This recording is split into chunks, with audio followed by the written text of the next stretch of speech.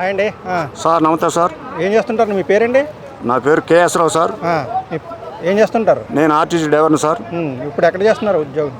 ఉద్యోగం లేదు సార్. ఎందుకని?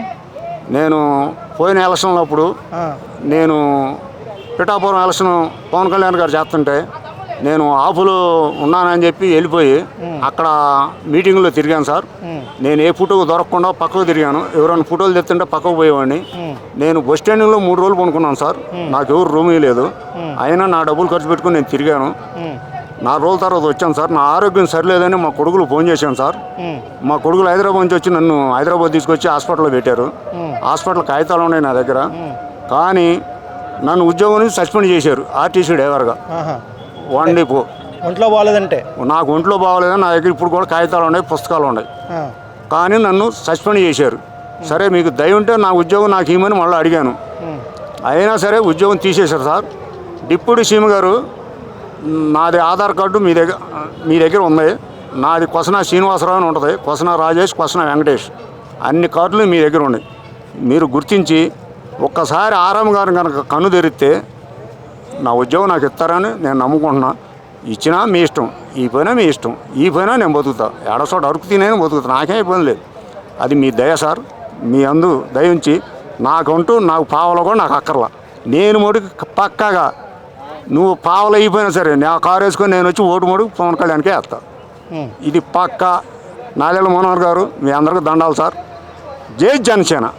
ఓకే, నమస్తే అండి. సార్ నమస్తే సార్. ఏంటి అరెస్టులు ఇంకా తగ్గలేదు, అలాగే చేస్తున్నారు? మొన్నేమో పోషన్ అయితే బయటకు వచ్చాడు కానీ వల్లభనేని ఇంకా బయటకు రాలేదు. ఈ దోషణలు అయ్యి ఎప్పుడు మానుతారంటారు రాజకీయ నాయకులు? రాజకీయం దానికి అంటగట్ట బాగుంది సార్. ఎవరు తప్పు చేశారో వాళ్ళకి అది తప్పదు. అది వాళ్ళదా, అది వాళ్ళు చేసిన పనులకు అది నిదర్శనం. దాన్ని మీరు రాజకీయం చేయబాకండి. అంటే వీళ్ళందరికీ క్రమశిక్షణ నేర్పుతున్నారా మీరు? మేము నేర్పట్లేదు సార్, మీరు నేర్పుతున్నారు. మీడియా సోదరులు మీరు అందరూ తెలియపరుస్తున్నారు. అంతేగాని మేము నేర్పేది వాళ్ళు పని చూసుకోవాలి. పొద్దున్నే లేచి మేము మొమ్మన్నాం బాత్రూమ్కి, మేము ముఖం కడుక్కోమన్నామా, టిఫిన్ చేయమన్నామా, వాళ్ళ పని వాళ్ళు చేసుకోవాలి. అంతేగాని ఆడ కబ్జా ఉంది, ఇక్కడ పొలం ఉందని నూకుతారా మీరు? అంటే నారా చంద్రబాబు గారి సంగతి తెలియదు కానీ లోకేష్ గారు అందరినీ తిట్టిస్తుంటారని చెప్పేసి అంటున్నారు. అది నిజమేనా? అది లోకేష్ గారిని అడగాలి సార్. అంత తేలిగ్గా తొందరపడి మనం అనిపించింది బయట నుంచి చూసినప్పుడు లోకేష్ గారు కూడా ఇలా చేస్తున్నారని అనుకోవచ్చు అంటారా? అట్లా ఏం కాదు సార్. చట్టం ప్రకారం చట్టం పనిచేస్తుంది. ఇక్కడ నాయకులు ఎవరు పని చేయట్లా. నాయకులు ఎవరు పని వాళ్ళదే అర్థం కాదు సత్తన్నారు. అంతేగాని వాళ్ళని ఇబ్బంది పెడతానికి మీరు వాళ్ళ పనులు చేయని కూడా మీరు మాట్లాడుతాం తప్పితే ఎవరు పని వాళ్ళకు ఉంది. ఒక్కోళ్ళు 3 శాఖలు ఉన్నాయి. వాళ్ళ పని వాళ్ళు చేస్తున్నారు. అందువల్ల వాళ్ళ పనులే వాళ్ళకి అర్థం కాకపోతే వీళ్ళ కోసం ఎవరు చూస్తున్నారు సార్? అదే పగ సాధించాలనుకో ప్రభుత్వ రంగంలో మొత్తాన్ని అరెస్ట్ చేయమంటే మొత్తాన్ని అరెస్ట్ చేయరా? అట్లాంటి లేదు సార్. మాకు అసలు ఆ ఉద్దేశాలు లేవు. ఎప్పుడు కూడా శాంతియుతంగా అందరికీ పనిచేయాలి. ప్రతి ఒక్కరిని ఎరికల యానాదులు నాయకులు మొత్తం ఎస్సీ మాల అందరినీ ఒక దాంట్లో తీసుకురావాలనేదే మా కోరిక. కానీ మాకు ఎలాంటి దురుద్దేశాలు లేవు సార్. అందరూ బాగుండాలని కోరుకుంటాం. అది మా అభిప్రాయం. మా డిప్యూటీ సీఎం గారు మాకు ఏం చెప్పారంటే మీరు ఎవరికి తొందరపడి బాగున్నాయి.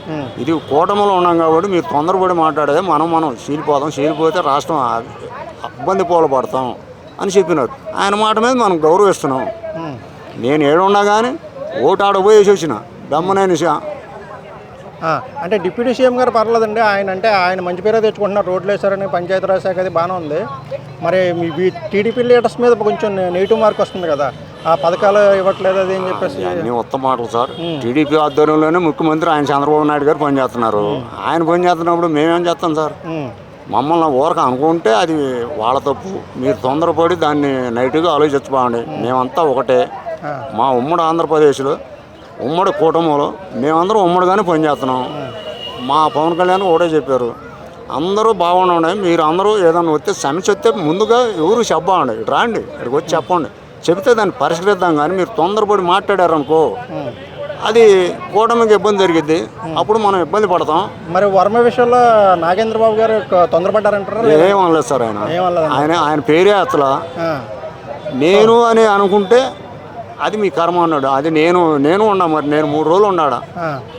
నేను బస్ స్టాండ్లో పడుకున్నాను. నాకు అది వర్మ గారి నుంచి ఉద్దేశించి అన్నారని చెప్పి అంటున్నారు. అది మీరు అంటున్నారా లేకపోతే జనం అంటున్నారా? జనం అంటున్నారు, అందరూ అంటున్నారు కదా. కాదు, మీరు అంటున్నారా జనం అంటున్నారా? జనమే అంటున్నారు. మీరు అంటున్నారా జనం అంటున్నారా? మేము ఎలా అంటాం, జనం ఏమంటే అది మేము ఆ అంటాం. జనం అనేవాళ్ళు ఎవరు? వాళ్ళు మా ఎక్స్ పార్టీ వాళ్ళు అయితే అంటారు. అంటే మా పార్టీ వాళ్ళు ఎవరు అనరు. వైసీపీ వాళ్ళు ప్రచారం చేస్తున్నారు, వాళ్ళు చేస్తారు. వాళ్ళే చేస్తారు. వాళ్ళు చేస్తారు. మాకు ఎలాంటి సంబంధం లేదు. మేమిద్దరం కలిసే ఉన్నాం. ఆయనకి ఎమ్మెల్సీ ఇస్తారు, ఇంకా అంతకన్నా పెద్ద పదవి ఇస్తారేమో. కాకపోతే ఏంటంటే సీటు మళ్ళా ఆడ అని చెప్పి ఆయన బాధ ఉంటే ఉండొచ్చు. అది దాన్ని తప్పటం మేము అంత మాత్రాన మమ్మల్ని అనాల్సిన పని లేదు. మేము ఆడ బంగారం వల్ల చేసాం. ఇప్పుడు కూడా అన్ని కావాల్సినవి చేస్తున్నాం. పవన్ కళ్యాణ్ గారు మరి వచ్చేసారి కూడా పిఠాపురంలోనే పోటీ చేస్తారేమో కదా. చేస్తారు. మరి అలాంటప్పుడు వరం గారికి పోటీ చేయడానికి ఇంకో ప్లేస్ ఏమన్నా కేటాయించాలి. అందుకని ఆయన గోల్ చేయించారు మీరు. అవును. అందుకని వైసీపీ వాళ్ళు గోల్ చేయించారు. ఇది మాకు సంబంధం లేదు. ఆయనకి వేరే ప్లేస్ ఏదైనా చెప్తే బాగుంటుంది అంటారా? అది ఆయన చూసుకుంటాడు. చూసుకుంటాడంటారా? చూసుకోవడానికి ఆయన పోడు. ఆయనకి ఎప్పుడు ఎన్నిసార్లు నీకు ఎమ్మెల్సీ సీటుమే అంటే ఆయన టీడీపీలో ఉంటాడంటారు. ఉంటాడు.